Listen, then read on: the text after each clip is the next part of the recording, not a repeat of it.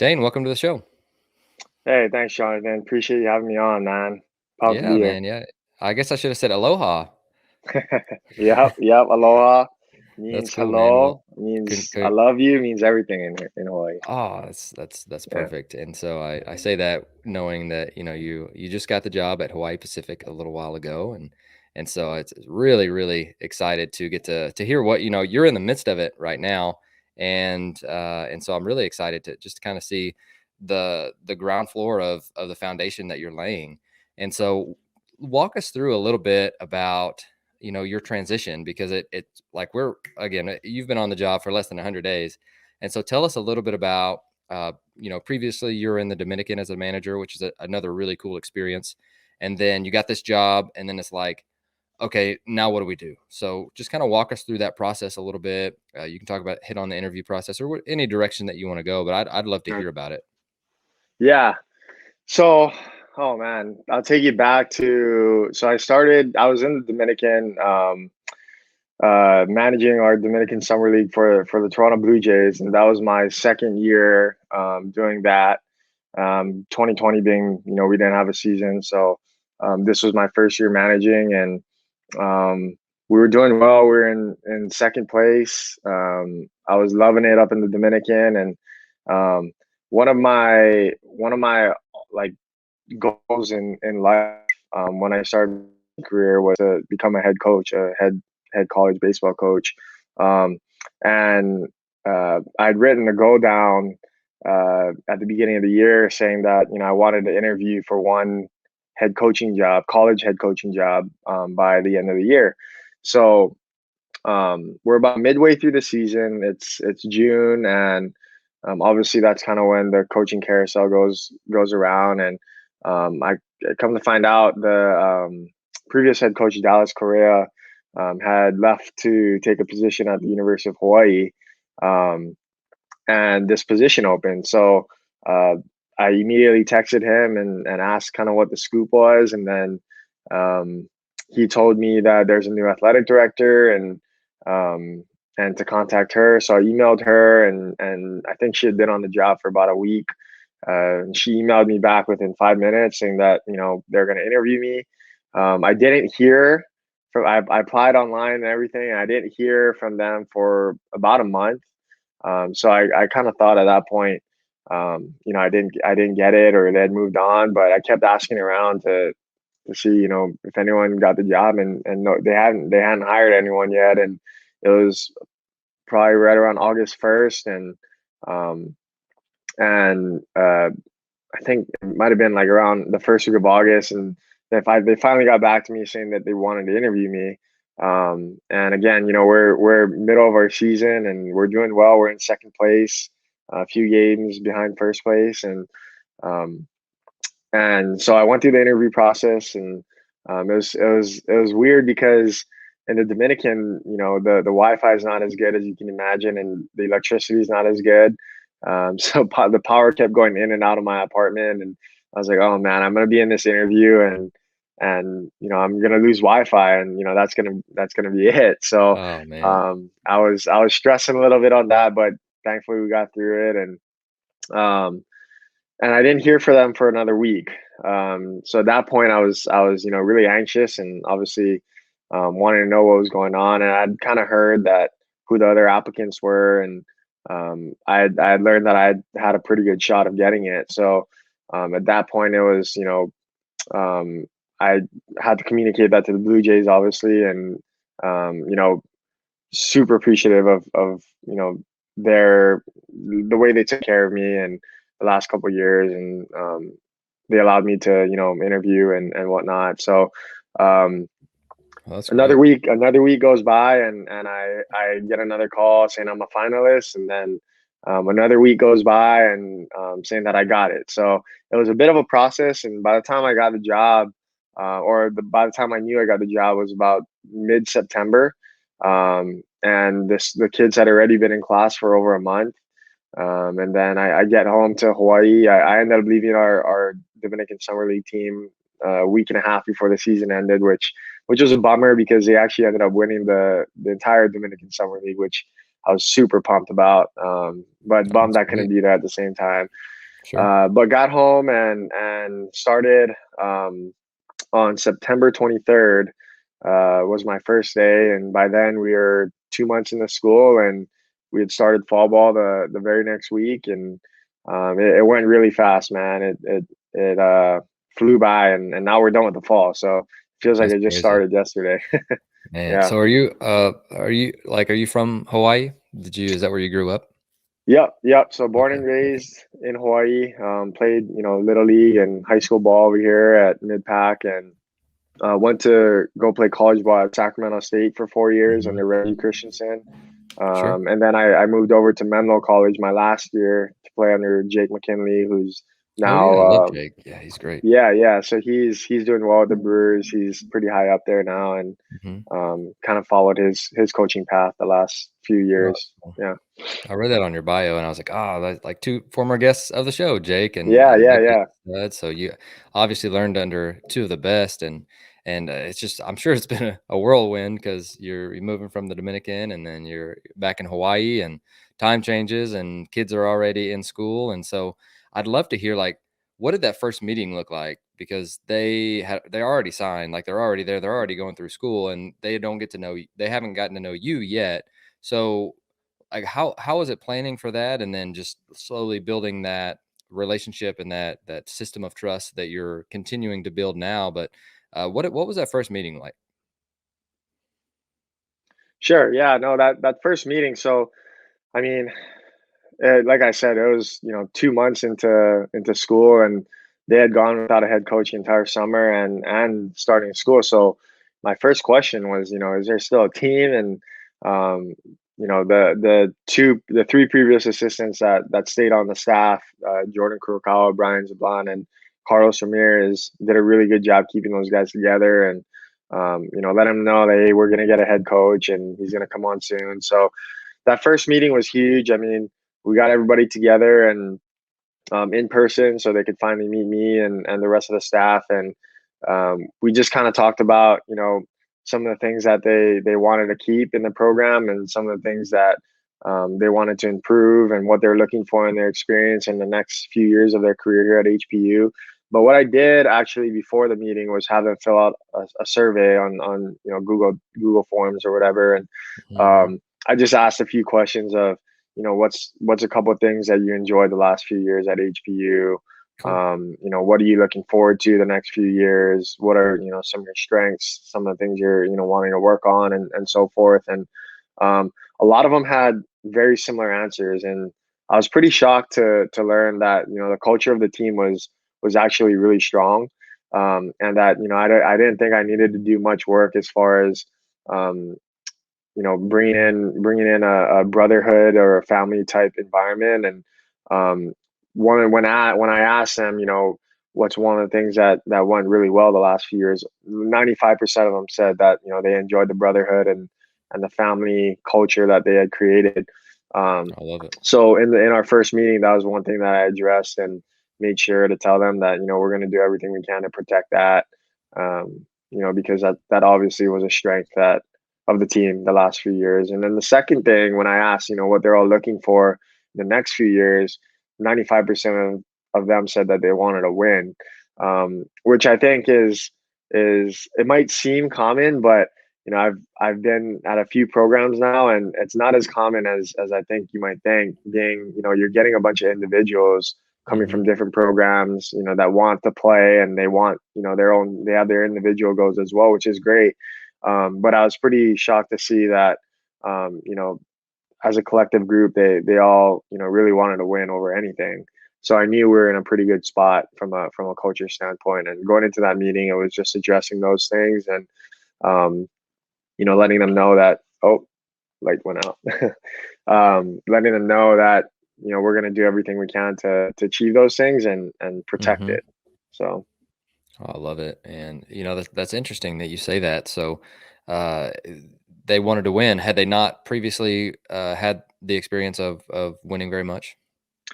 yeah, the last 4 years have been tough. I mean, obviously with COVID and whatnot too. It's Hmm. they didn't get off the island last year.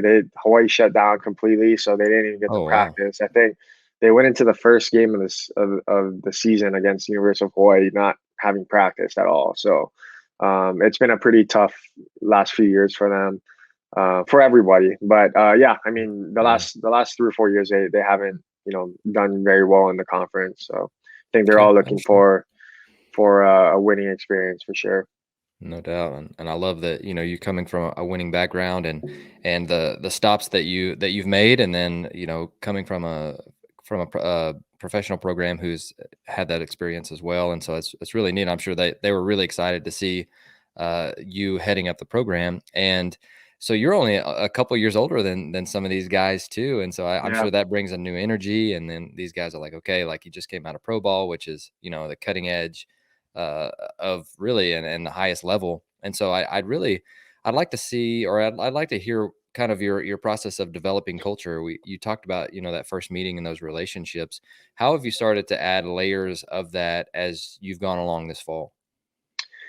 yeah. To be honest, it I think it just starts with getting their trust. And I was talking with Jake. Jake McKinley, who's my mentor and one of my best friends. I always spitball with him. And one of the things he had mentioned, because I asked him, what it was like when he took over Menlo College, um, and he just told me, hey, make sure you're getting their trust first, and then just organically the culture will happen, just because that's the kind of guy you are. And you don't really have to force it. They're kind of gonna watch how you go about your business and how your staff goes about their business. So it's just about making them understand the values that you want to bring, and they're gonna watch how you go about that. But I mean, really, it was just telling them, hey, we're gonna treat each other right. We're gonna play hard. We're gonna run hard. And then it was just more of a conversation versus me telling them how it's gonna be. It was more, hey, this is what you guys said to me, and before our meeting, and this is how I think we're gonna go about it, and how we can get I there. love that. So it was more of a conversation more than anything, and I think that really helped buy in.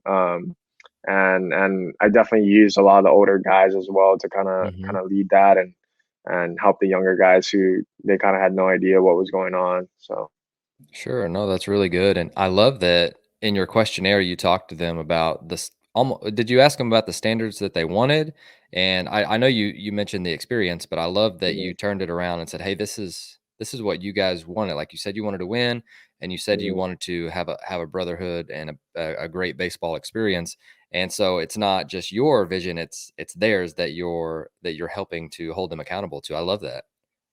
Yeah, no, for sure. So yeah, I mean, it was like you said. I mean, they kind of answered it themselves, and I think it's great always when it comes from the player. It's one thing when the coaches are telling them to do something, but when it comes from the players, and they're the ones coming up with it, they're going to take more accountability and pride into it, and hold each other accountable to it. Because at the end of the day, that I told them on day one too, that it's their program, and it's their experience. It's Hmm. we're here for them, so they're going to get whatever they put into it. I love it. So tell us about just, are you, so again, I've never experienced taking over a program. So I envision, okay, I've got these standards, which you've mentioned a couple of them. I've got, these rules, and then, different ways to try and uphold them, and build a culture that way. Mm. And so I'd love to hear, like your system of how did you do something similar to that? Cause again, I'm just spitballing here cause I've never been a head coach before. Yeah. Yeah, so one of the things we did in the beginning of the fall was just, I gave them a contract, and a lot of it was just, basic rules that, pretty much any college baseball team has to follow. And one of them was a GPA standard. Obviously, not getting arrested, and following the law is one thing, Sure. and making sure we're on time, making sure we're respecting other people, not only our teammates, but everybody. So I had a contract that I had them sign. But that was one way I was, going to make sure that we're able to hold them accountable. And then, the second thing was, when guys mess up, it's holding them accountable. That's the tough part, especially I think as a first year coach where, you know, I obviously want all of our guys to like me, and I think I'd be lying if I said I didn't care if they like me, but I do, and I have great relationships with all of them. But a lot of times it comes with holding them accountable. So there are a couple of times when guys showed up late, and some of our better players showed up late, where you know I sent them home. I tell them try again tomorrow, and they all understood. We actually had one guy say it wasn't working out for him, and that's totally fine if guys don't want to abide by the team standards. And I said day one that I was going to protect that culture, so I made sure I did. Um, and yeah, I mean, it just goes to holding them accountable. Once you hold a couple guys accountable day one, Mm-hmm. it kind of plays itself out. And it's not like I was mad at them or blew them up or yelled at them embarrassed them in front of the whole team. It was a conversation where I said, "Hey, man, like you're late, and it's like I'm sorry. I'm not mad at you. It's just that's just how it is. So just Sure. don't be late." Yeah. And for the most part, they understood, and it never happened again. So um, Cool. I think the biggest thing is when you set standards and rules, you have to hold them accountable. Sure. Um, and for the most part, they're gonna respect you for that. I think when Mm-hmm. they start to lose respect is when you set rules and don't follow through on them. No doubt, no doubt, and you've talked about several of them already, and so you're making the one you don't. I don't know if you mentioned this or not, but it sounds like you have a few that you're sticking to. You don't have a ton, and so that clarity piece too is, hey, this is what winners do. You said you wanted to be a winner, and we're clearly outlining what we expect here, and you didn't come through with that. So try again tomorrow is basically the conversation. Like you're Right. not getting mad, you're not yet. It's just, but hey, here's what you said you were going to do. You didn't do it, try again tomorrow. Like, I really Yeah, like it's that a super lot. simple. Yeah, yeah. I Mhm, mean, it's yeah. I mean, it was the two rules in the contract was one, be on time, and two, be a good teammate, and everything falls under be a good love that. teammate. So, Sure. I mean, yeah, it just takes one or two times to tell them to kick them out of practice and take away the thing that they love, and Mhm, it never happens again. So, sure. yeah, I really like no. that. So tell us about the fall that you guys did have. I know you arrived late, but I'm honestly I'm not real familiar with the college setting of how much time you have in a fall and how much team time you have or individual time, and I'm not sure how you broke it up. I know you've got beautiful weather every single day, basically all year, which is a huge advantage as well. But just tell us a little bit about how you decided to break it up, when you decided to do what, and walk us through it if you don't mind. Yeah, so oh man, like I said, I got hired on September 23rd, and we started fall ball on October 1st. And in NCAA, college baseball, you have 45 days to practice as a team. So um, we kind of hit the ground running. The first couple weeks was just, making sure that they're in shape, and Hmm. kind of learning about them, and what, they like to do, and what they don't like to do, what their strengths are, what their weaknesses are. So the first couple of weeks was just kind of evaluating and starting to build that relationship on the baseball field. Um, Week 3 and on, we started the inner squad. Um, and the way it would work was we practice Tuesday, Thursday, and then inner squad Friday, Saturday, Sunday, and then their off days, which you need 2 off days in the fall. They were Monday, Wednesday for them to get their classes in and whatnot.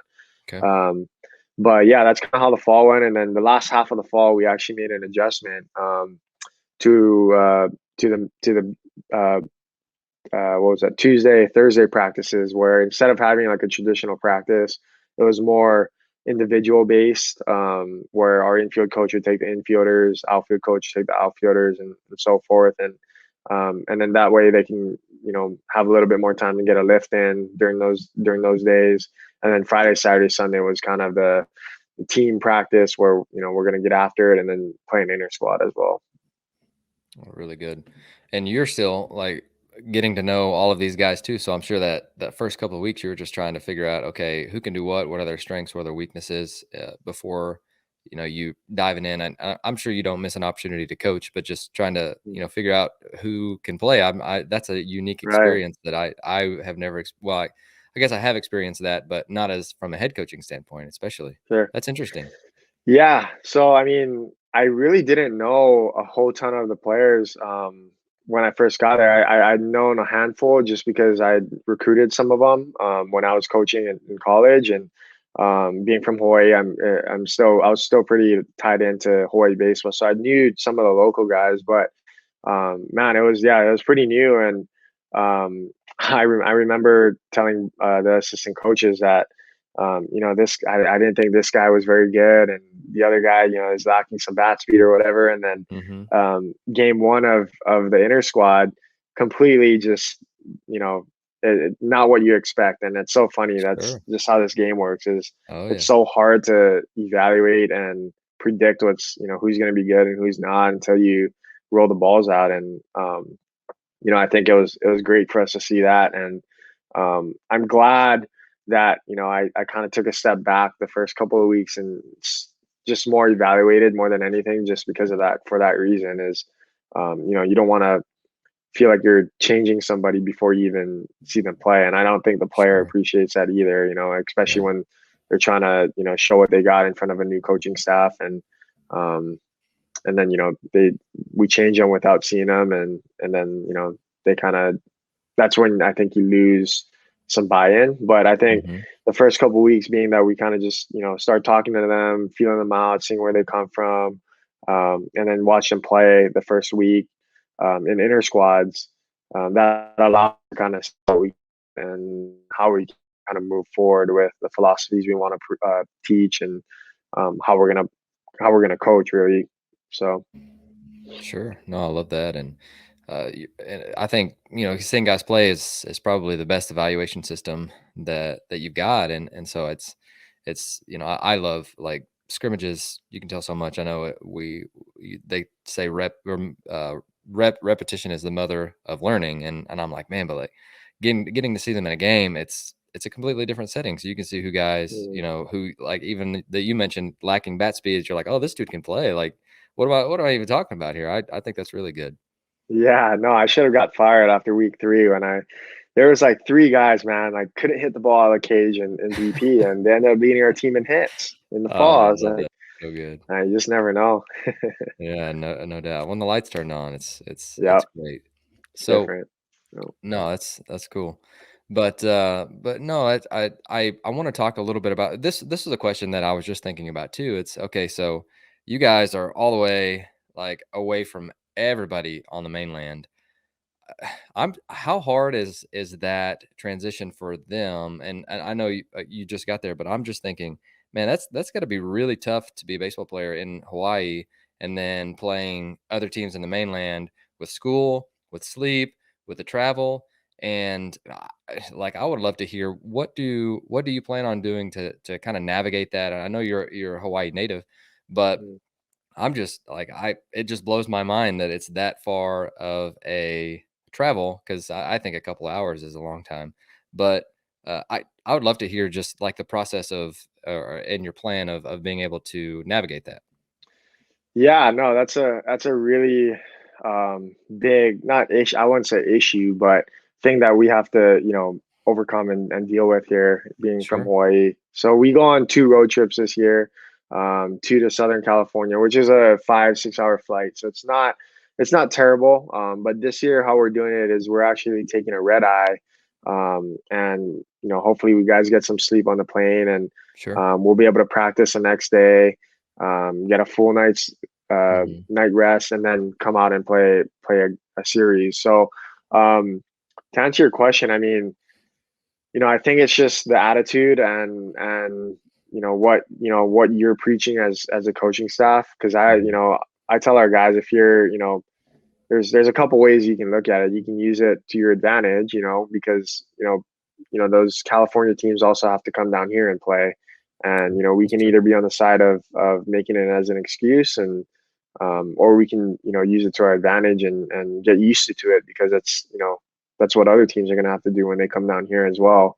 So I think I think it's just um, trying to make the best out of the situation, and preparing your mind and your body as best as you possibly can, and then having the right mindset when when you actually are going through it, I think makes a big difference in being able to overcome that barrier, I guess. Sure. So one of the that's really good. It's really interesting, and I really like that. It's almost like a, hey, we're going to be tougher than those guys are because we Right. have to do the same thing. But this is what we signed up for. We like this. Like this is Yeah. our advantage. It's really cool. Yeah.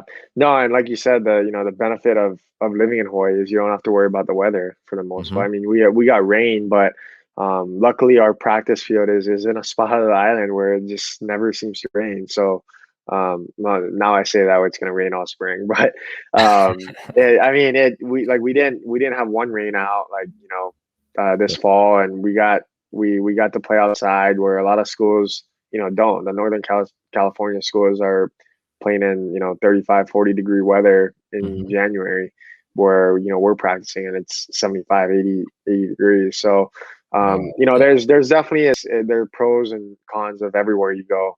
But I think like I said, the mindset and the way you look at things is ultimately what is going to create your outlook. Sure, no doubt. So with that, I'm curious. I know that you seem to ask for a lot of feedback from the players. I mean, it's been pretty evident, and I really like that about you, Dane. And I think Mhm. that you just from that aspect would be a really cool guy to play for. Like I want a coach who, hey, who is in it for us, number one, but also wants for us to have the best experience, but hold us to a high standard. I think that's really good. But I'm curious, what are some of the different things that you have done that the players have been like, "Oh, I really like this." Like, and maybe they didn't do it in the past, or maybe it's something that Yeah. they came to you and they said, "Hey, we really like doing this drill or this type of scrimmage, or we really like doing X, Y, or Z, or however that may be." But has that instance come up at all? Yeah, I think a few times. The one thing that comes to mind is they really like the way we practice, and I'm a huge defense guy.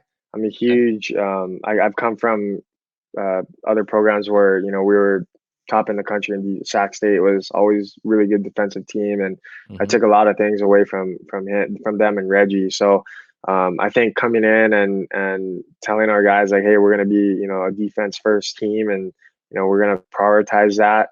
I think they really liked, and it's something a little bit more controllable, I think, than the offensive part, which we actually had a really good fall offensively. We crushed the ball this fall, which um, I think was to them buying into like a team approach, which is another thing that they I think really enjoyed is Hmm. um, having something to collectively come together as an offense to create that culture.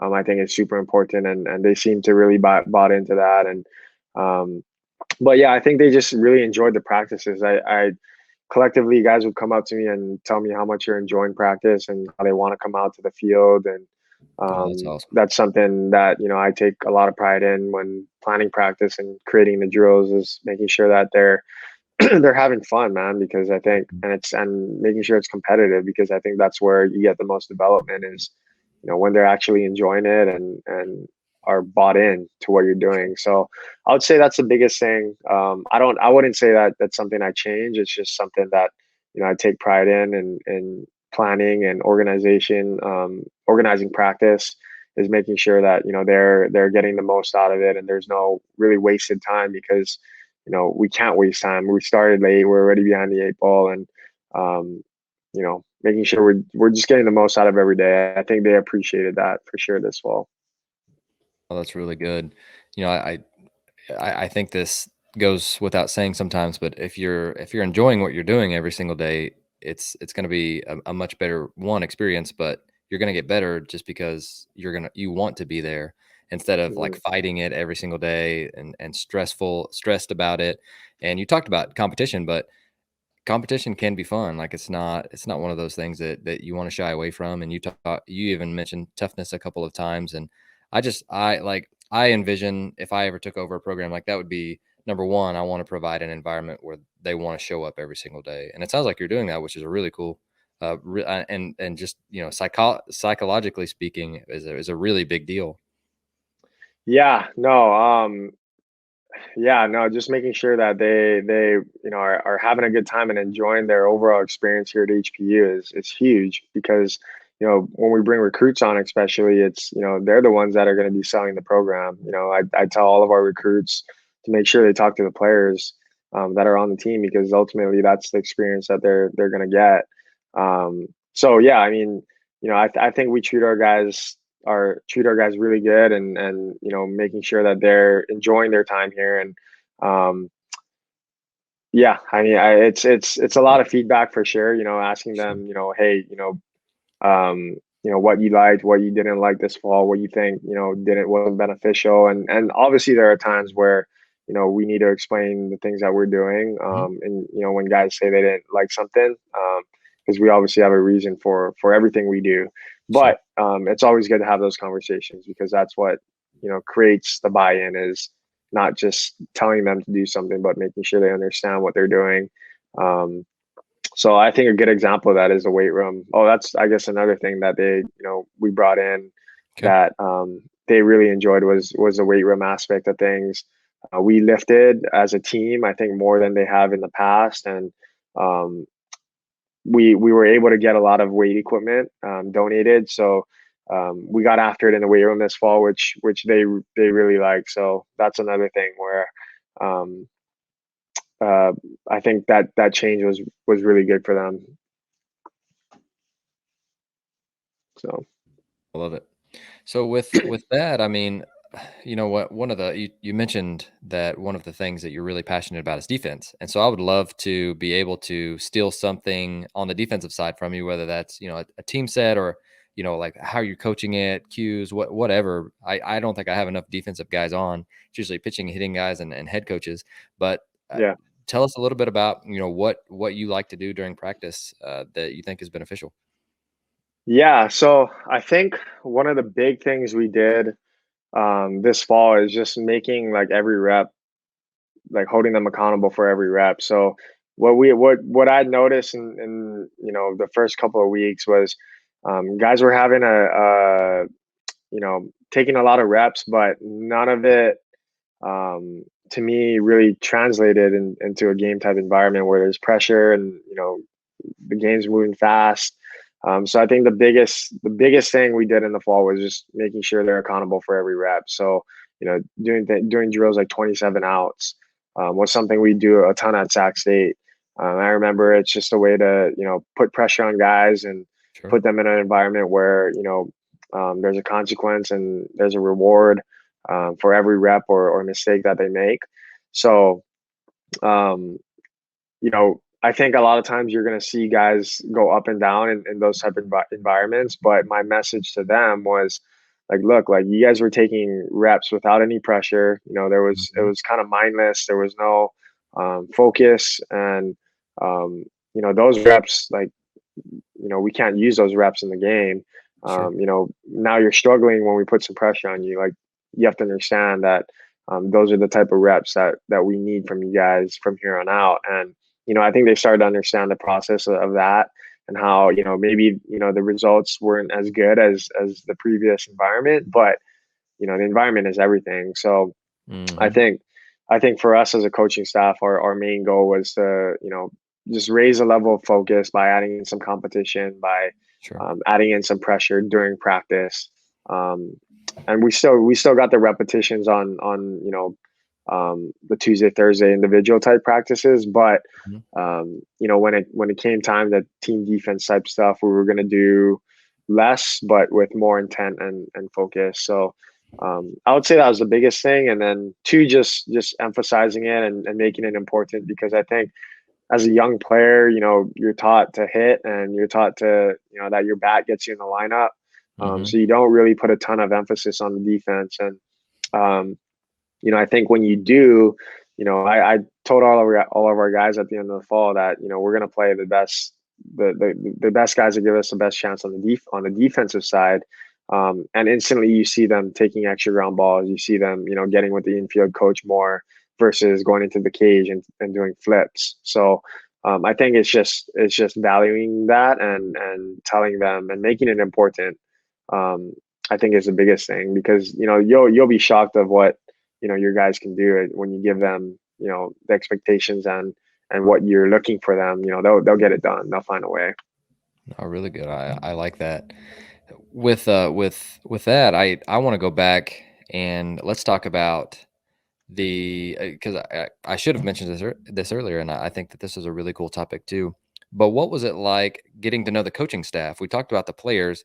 Did you know them at all? And then, I mean, they did a lot of work for the program before you even showed up, of keeping those guys together. You mentioned that, and Mhm. I'm sure you'll forever be indebted to them for that. But tell us how you got to know them and how you guys started to gel as a group, because I think I've never been part of that dynamic, and I think that would be an interesting one as well. Sure. Yeah. So when I got the job, Carlos Ramirez, he was a catching coach. Brian Zablon was the outfield coach, and then Jordan Kurokawa was the pitching coach last year. And I knew all three of them personally. Brian Zablon, our outfield coach, I played for growing up in Hawaii. He was help coach my travel ball team that would go up to Arizona. So I had known him. Um, and great guy. It was one of the best teammates that I've been around. Just willing to do anything for the team, and Hmm. super humble, and just a great mentor for our guys. He's kind of like a father figure, in that, so to speak. And Carlos Ramirez is a catching guy, and he's just like a diehard HPU guy. And I've known him for a few years since I've gotten to coaching. I'd see him at showcases, and he's down to Hawaii every year. And when I heard he got on the staff here at HPU, I was super pumped for him. But he's our catching guy, and his son is the bullpen catcher for the Tampa Bay Rays. And Carlos himself played pro ball as well, so he comes with Oh, that's a ton awesome. of knowledge and experience. So we're super fortunate to be able to keep him. And then the last guy, Jordan Kurokawa, I think last year was his first year coaching, but he previously played for University of Hawaii Hilo, which is in our conference.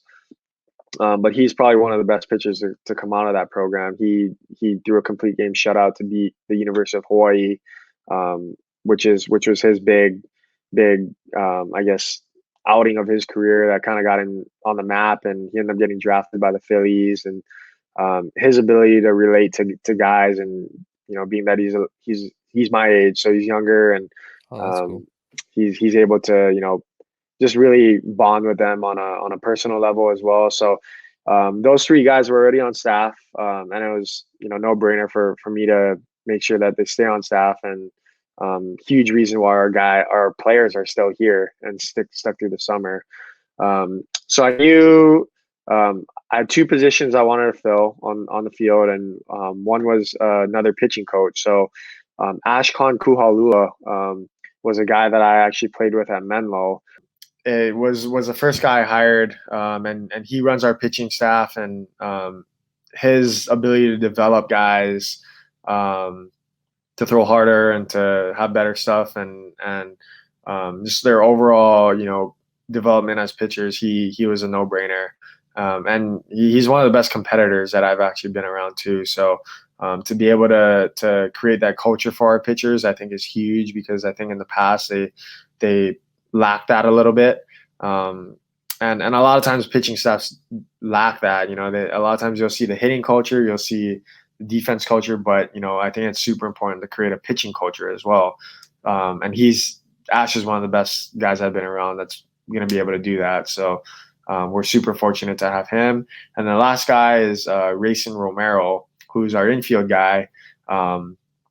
We absolutely hit the jackpot with Rayson. He played at Sonoma State, played indie ball for a little bit up there, and then was coaching in Florida at Inspiration Academy for a year, and now he's back home and running our infield. So he's extremely talented, and his attention to detail is outstanding. And our infielders have seen like extreme gains from him. And then our last guy that we have on staff is Creighton Suruta Gaspar. He's our weightlifting and strength and conditioning coach. So for us to be able to have a guy specifically for that is huge. I mean, not a ton of programs at our level, at any level in college baseball, have their own strength guy. So he's obviously a huge resource for us, being that we value the strength and conditioning in the weight room. So yeah, there's 7 of us, which is a solid staff for a Division II program or any college program for that matter. No doubt. And I'm super fortunate to have guys at every position and in the weight room. So yeah, I mean, I couldn't say more good things about our guys. I love that. Well, for our guests to get to know you a little bit better, and I know that we talked about playing for some extremely good for some really good coaches in Jake McKinley and Reggie Christensen and guys that really know the game. But I want to know, like, what's the latest thing, because I'm sure your head is spinning this fall. I can only imagine. But what's and what because I'm sorry, I'm laughing, but I'm imagining myself in the same position. I'm going, and this question makes me laugh, of what's the latest thing that you've learned? And I'm thinking, man, if I was in your spot, it would be like, what's the latest thing I've learned in this last hour, right? But Right, oh right, man, right. that's good. But what's something that's really stood out this fall? So I'll change the question for you. What's something that's really stood out this fall that you didn't know before, or that you've been like, okay, like I had this idea going in, and now I've changed my mind about it, being the head coach of this program? Sure. So I think I think I'd mentioned this before, but we had switched our practice kind of a little bit from the first half to the second half of the fall. The first half, we were doing a lot of team stuff, where we would take traditional BP, we'd have live reads, we do like 20 minutes of individual defense, and that was kind of our 2-hour block of practice. But as we kind of went through the fall, as a staff, we kind of just came to the conclusion that we needed a little bit more individual time with each guy, and we could do that by kind of breaking it up throughout the day versus coming in together as a team and having a 2-hour team practice. So I think that was probably one of the bigger changes we had this fall, was just like changing the way, or the what am I looking for? The organization, or the way that the way we practice. So it was more individual towards the second half of the fall on the Tuesday, Thursday, versus in the beginning it was more of a team type environment. And I think that really helped.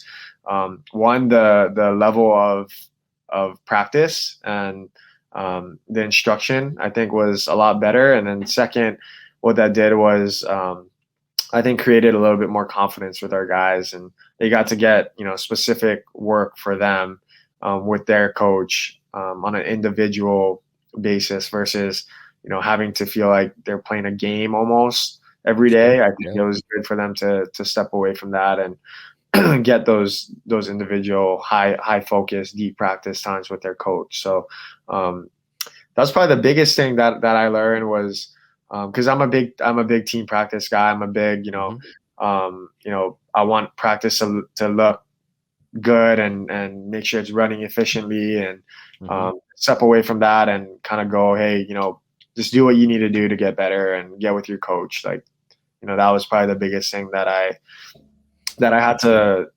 realize was, hey, maybe sometimes the best thing is to get an hour block to where you're just one-on-one with the guy, and then Sure. might not look pretty, but on a practice schedule, but it's the best thing for their development. So I'd say I think that stood out. Yeah.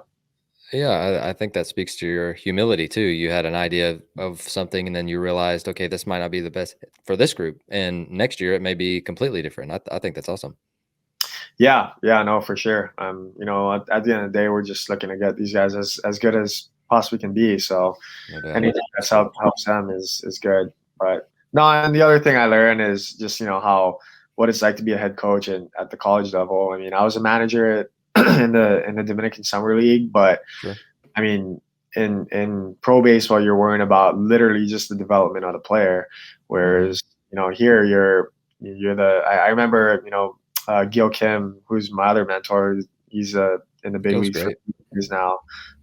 But he was like, "Hey man, you're gonna have to be the GM, the scouting director, the farm director. You're gonna have to be the budget guy who deals with That's all the great. budgets." And Sure. so yeah, he was right. And I think the biggest thing I learned from that was just delegating and giving my assistants more responsibility, Hmm.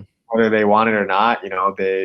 They it's good for their development. It's good for me, and it's good Hmm. for the entire team to um, to be able to split those responsibilities up, and just so otherwise I go crazy. So Oh, no doubt. gotta have Well, good that's assistants that like the work. So Oh, for sure. Well, and it's for those not familiar with Dominican Summer League, it's not that's not an easy thing to manage either because you might have 100 players, and I mean, there's a language barrier there, and I mean, it's that, so I'm sure that that helped prepare you for this step. I oh, undoubtedly think that. Oh, 100%. Yeah, I talked to my direct boss, who's my field coordinator at with the Blue Jays, John Tamargo. Um, but I mean, his big thing with me was, hey, I gotta do better delegating. I do, be a little bit more patient. So, I mean, if it wasn't for him, Yeah. I'd probably be losing my mind right now. Uh, but the biggest thing I learned with the Blue Jays was just managing people and managing a staff and um, you know the making sure that I'm doing what I can to allow Mhm. each assistant coach to do their job. I think was the biggest thing I learned with the Blue Jays, Oh, cool. because I love that. there's so many departments um, that create the team and the overall.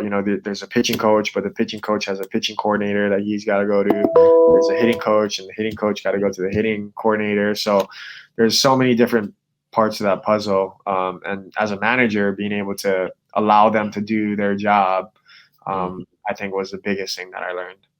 Sure. No, I love that, and I love the experience. You're obviously self-reflective, which I think is really cool, and I would love to hear. So, are you much of a reader? Yeah, yeah, no, Okay, I definitely read podcasts. I love sure. podcasts.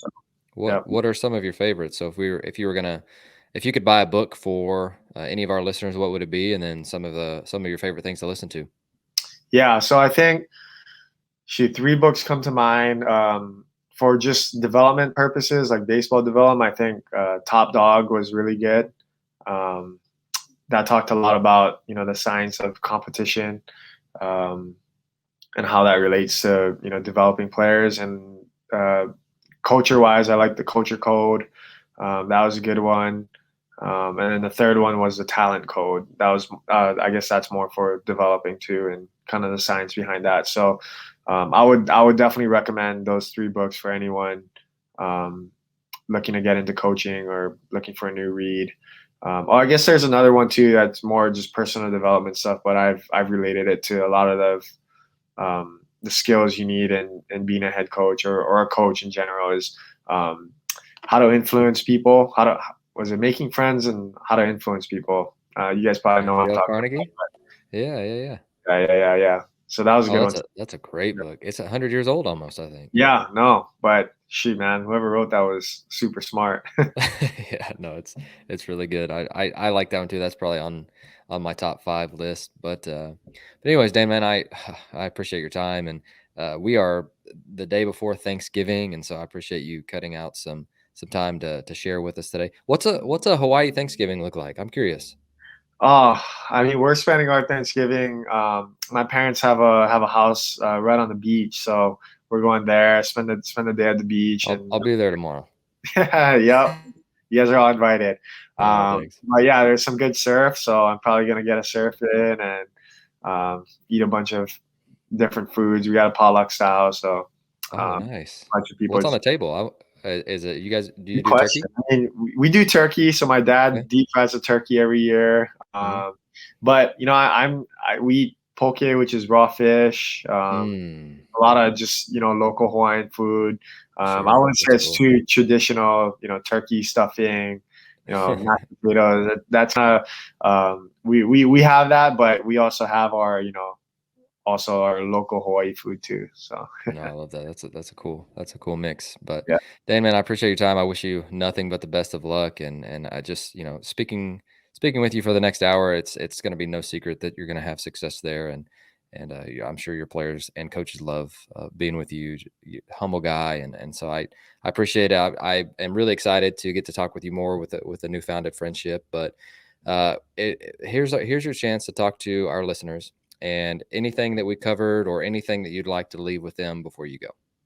Yeah, no, first off, I mean, appreciate you having me on here, Jonathan. This is actually my first time doing something like this. So, Oh, uh, love it. You killed it, dude. thank you. Yeah, no, appreciate you and allowing me to be on here. But no, I mean, I guess for whoever's listening, I guess don't be afraid to put yourself out there and set goals. I think the biggest thing for me, at least within the last year, was just setting goals, and you'd be surprised, kind of how your life organizes itself around those goals once you have them in front of yourself and written down where you're looking at them every day. So that's probably the biggest thing I would recommend. And two, like, it's tough, man. Like, it ain't easy, and it takes a ton of hard work and a ton of sacrifice. But you know, that's why we do it, and the reward is so great. And being able to be on the baseball field coaching young men, and seeing them graduate and go off to build families and careers is it's why we're doing it, and it makes all the sacrifice and hard work worth it. But those would be my two advice: is write down your goals and don't be afraid to work hard.